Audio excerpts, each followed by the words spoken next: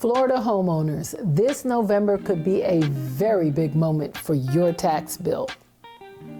Voters will decide whether Florida should significantly expand the Homestead Exemption, which could lower property taxes for many homeowners starting in 2027. But here's the part that a lot of people are missing. This does not mean every part of your property tax bill disappears. Some items may be reduced, some items may eventually be removed, but some items will still remain. So in this video, I am going to break it down in plain language. What is homestead exemption? What exactly is being proposed? What parts of the tax bill could be reduced or removed? What parts are still remaining? Who benefits? Who may not benefit right away? And why some people support this while others are concerned about how local governments will continue funding services. Before you vote, you really need to understand what this means, and it is not just a headline. Before we jump in, let me give you this quick disclaimer. This video is for educational purposes only. It is not legal advice, it is not tax advice or financial advice.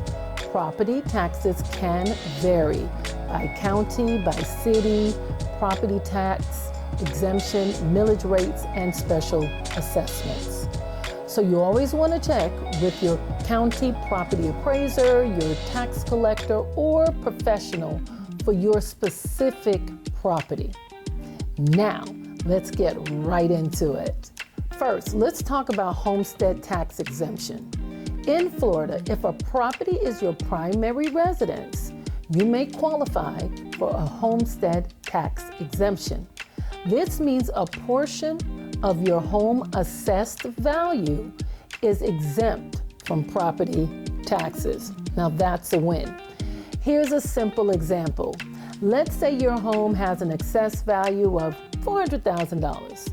If you have a homestead tax exemption, the government does not tax the full $400,000 the same way across every taxing category. A portion of that value is removed from taxation. That is why the word exemption matters. It does not mean your home is free. It does not mean your mortgage goes away. It does not mean your insurance goes away. It simply means a portion of the home assessed value is not taxed. And that can lower your tax bill. And who wouldn't want that? Now, this is where people get confused. Your property tax bill is not just one thing. It's usually made up of several different buckets. You may see taxes for county government, city government, school district, fire rescue, library services, water management, special districts, debt or bond obligations in some cases. And then you may also see what we call non-ad valorem assessments, which are charges that are not based on your property value. Now those things can include like trash collection, stormwater, lighting, landscaping district, security district. Certain communities develop district charges or other special assessments. It just depends on where you live. So when people hear property tax cut, it is important to ask which part of the property tax bill are we really talking about? Because this proposal does not treat every bucket the same way. Now, let's talk about what's on the ballot in November. Florida voters will decide in November whether to expand homestead exemption. If at least 60% of Floridians vote to approve it, the exemption for homestead properties will increase in phases. So here we go. Starting January 1st, 2027, the exemption would increase to $150,000 for non-school property taxes. Then starting January 1st, 2028, the exemption would increase to about $250,000 for non-school property taxes. And after that, the exemption amount would be adjusted for inflation. So here's the main point in all of this. The proposal applies to non-school property taxes. That means school district taxes are treated differently and are not included in the same expansion exemption. This is very important because if someone says your property taxes are going away, that is too broad of a suggestion. The more accurate statement would be, this proposal would significantly reduce or potentially eliminate the non-school portion of property taxes for many homesteaded homeowners, depending on the home's assessed value and the local tax structure. Now let's talk about what could be reduced or removed. Number one, the taxable value for non-school property taxes could be reduced. This is the biggest part of the proposal.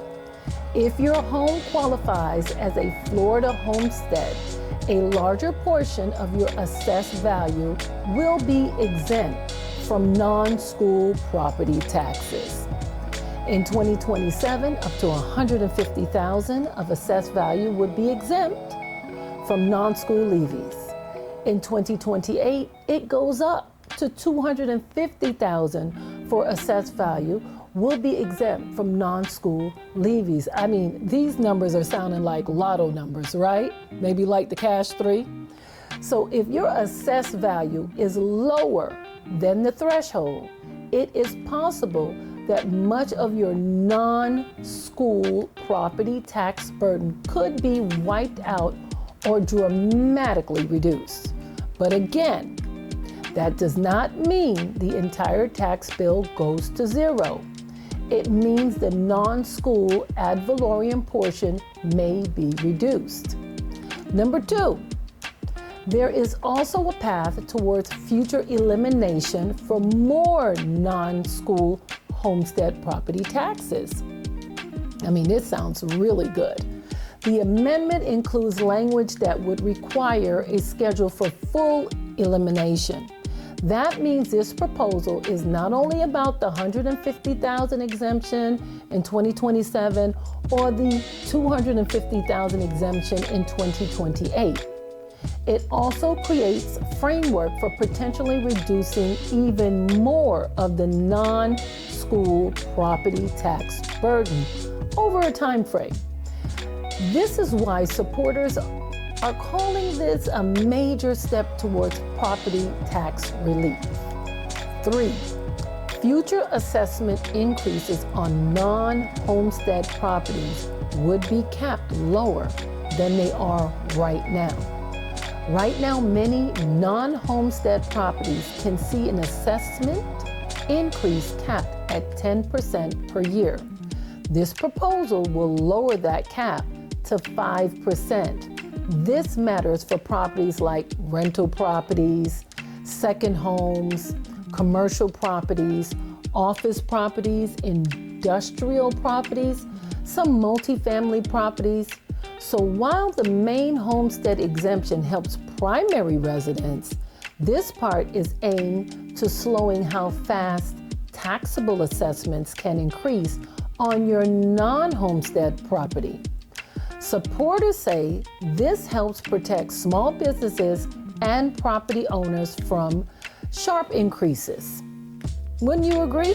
Sounds great. But it's also important to understand that this does not freeze taxes completely. It limits assessment growth, but local governments may still have other ways to tax bills, which can change, including millage rates.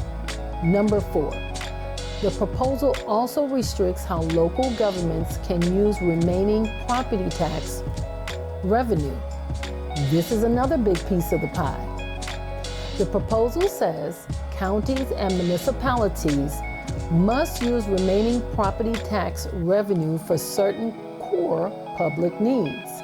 This includes things like public safety, law enforcement, fire rescue, emergency medical services, education in public schools, roads, bridges, stormwater control, infrastructure, natural resource projects, flood control, bond obligation, retirement benefits for local government employees, and general operations and administration for county and municipal government. Now, supporters argue that this is a good thing because it forces local governments to prioritize essential services and avoid wasteful spending. In the myth versus fact material, the supporter argues, basically, this is not about hurting services. This is about making sure remaining tax revenue goes towards true public needs. And I think we all can work with that. That is the pro-relief side of the argument. Now, let's talk about what will still remain. This is the part homeowners really need to pay attention to. Number one, school district property taxes would still remain. The current proposal does not eliminate school district levies. That means the school portion of your property tax bill may still be there. This matters because many homeowners are using online calculators or hearing board statements about property tax statements. This is why we have to pay attention. But if a calculator includes school taxes, it may show a larger savings number than what the final ballot proposal actually does. So when reviewing estimated savings, ask this question: is the estimate removing school taxes too, or non-school taxes? Super important when calculating, because the final amendment heading to voters applies to non-school property taxes. Number two, non-ad valorem assessments will still remain.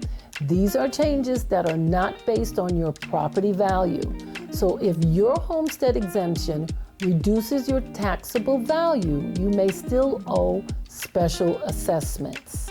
This can be included for charges for, again, the trash, stormwater, street lights, security, landscaping, drainage, community development districts, other local assessments. This is why your property tax bill may not go to zero even if your non-school taxable value is reduced. Number three, property taxes on value above the exemption may still remain. If your home has an assessed value higher than the exemption amount, the value above the exemption may still be taxable. So let's talk about an example here.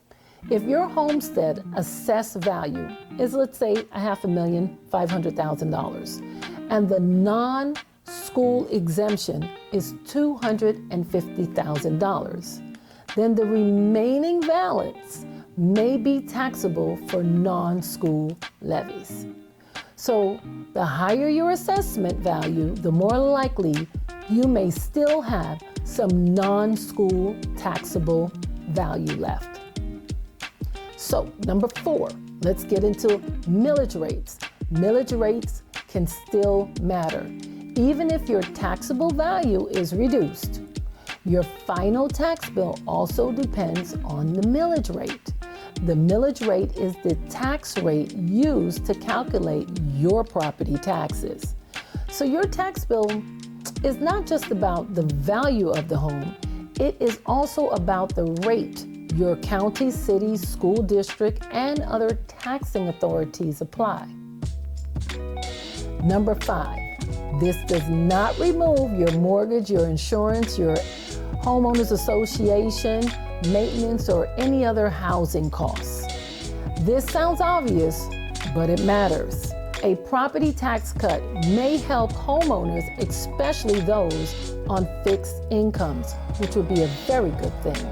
This can be included for charges for, again, the trash, stormwater, street lights, security, landscaping, drainage, community development districts, other local assessments. This is why your property tax bill may not go to zero even if your non-school taxable value is reduced. Number 6, investment properties and second homes do not get the same homestead benefits. The expanded homestead exemption is for homesteaded primary residences.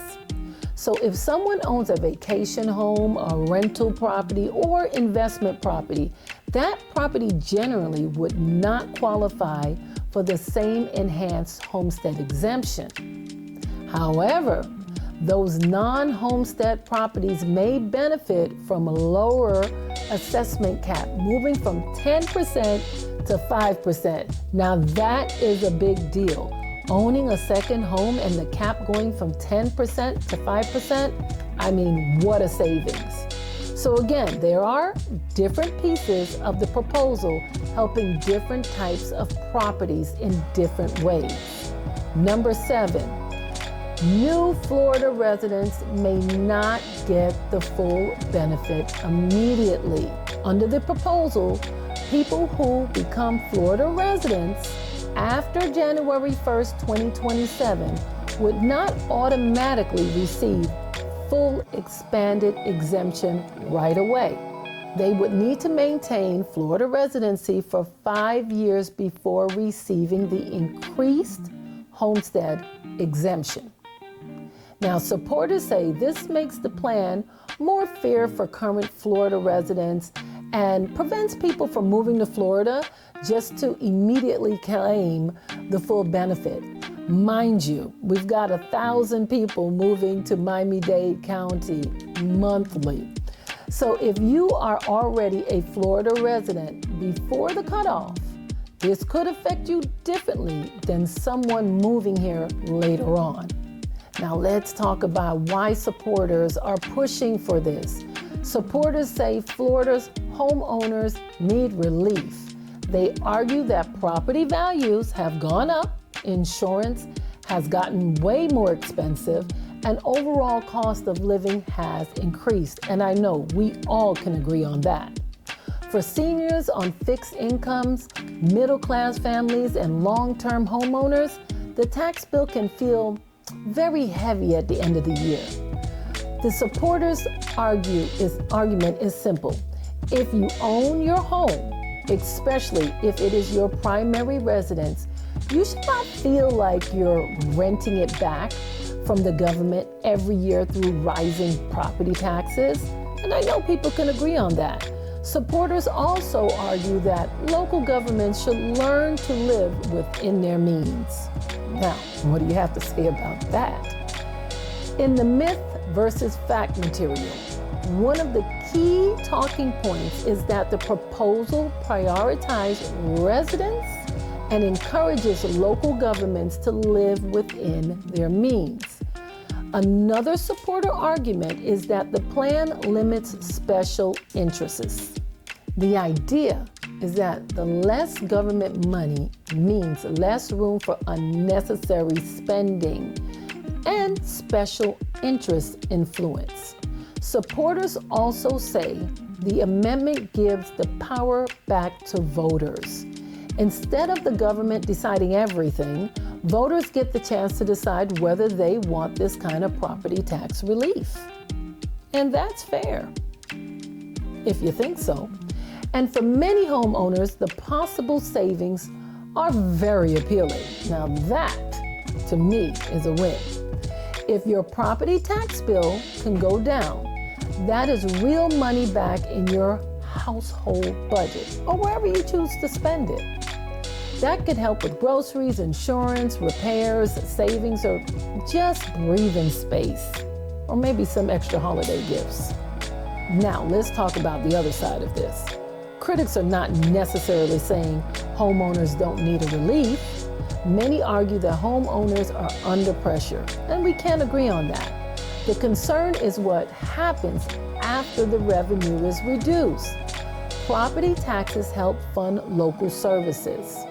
That can include police department, fire rescue, emergency medical services, roads, bridges, parks, libraries, drainage, flood control, water management, local government operations, animal services, permitting, emergency management, and other services people rely on every day.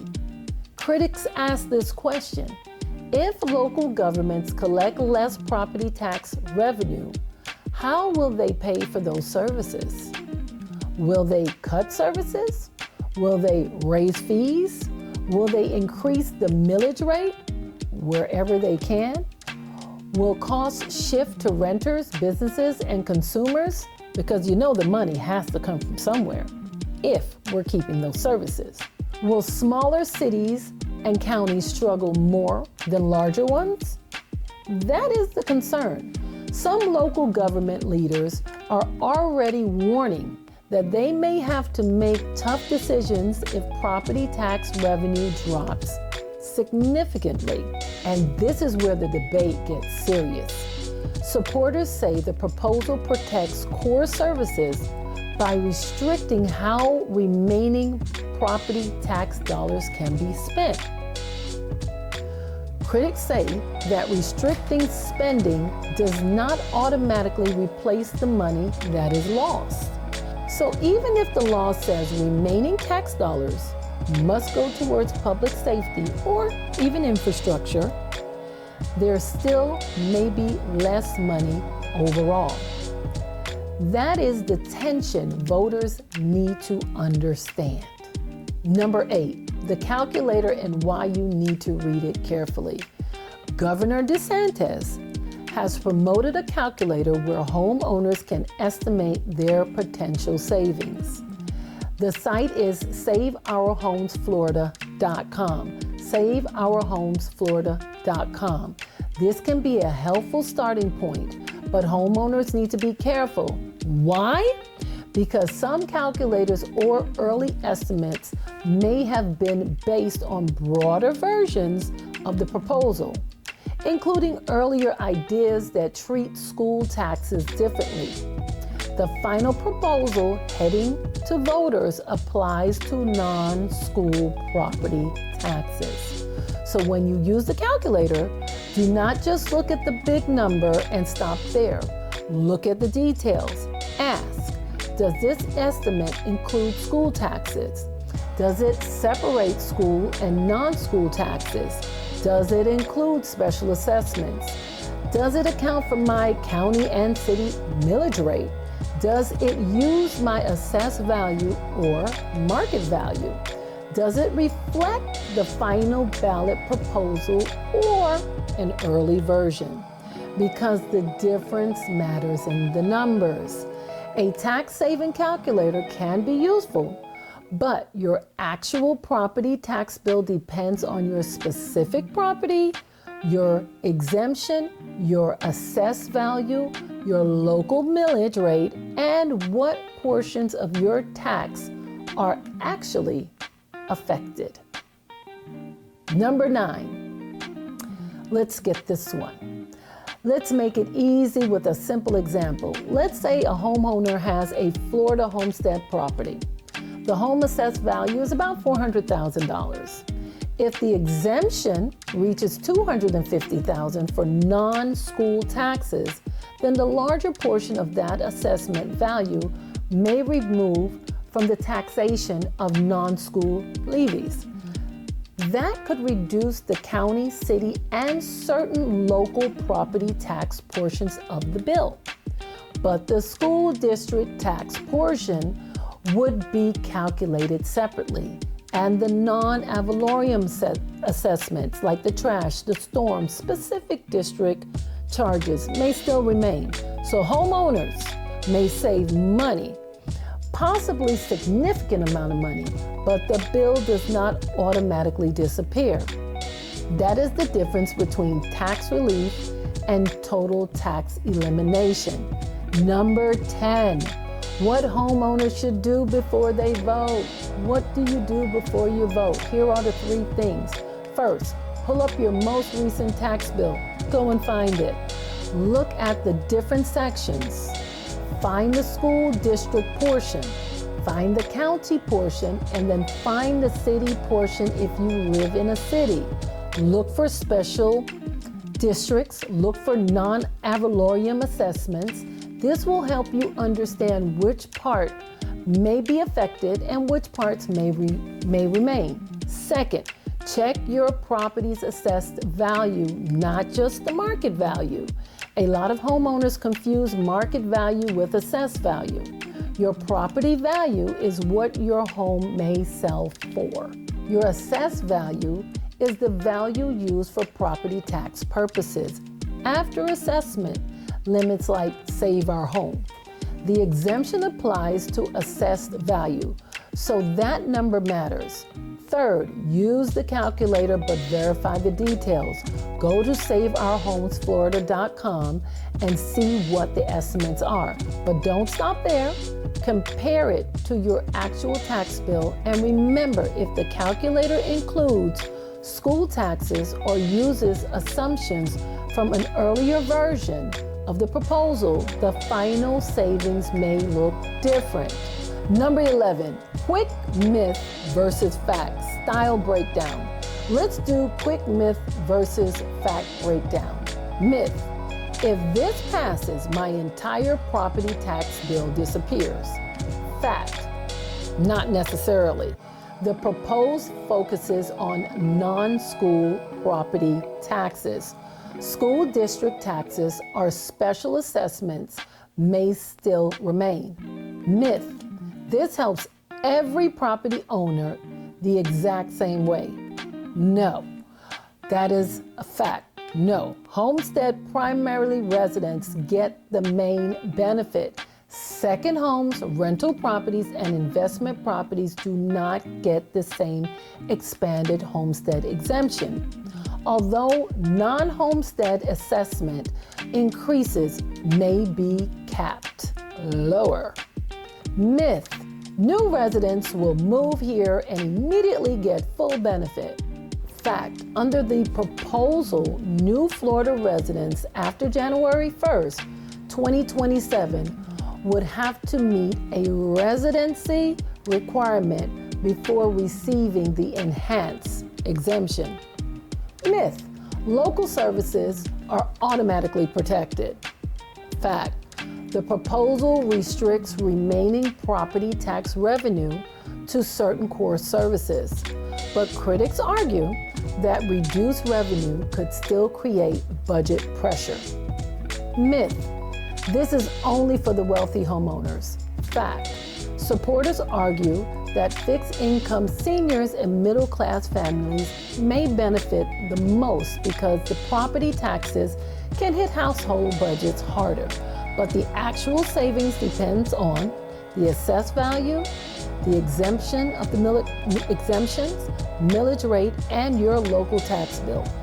Myth, businesses will automatically get crushed by higher taxes. Fact, the proposal lowers the annual assessment cap on many non-homestead properties from 10% to 5%, which supporters say helps business owners. Critics respond that local governments may still look for other ways to replace lost revenue. Final thoughts. Here is the bottom line. The amendment could provide meaningful property tax relief for many Florida homeowners, especially for people with homesteaded primary residence.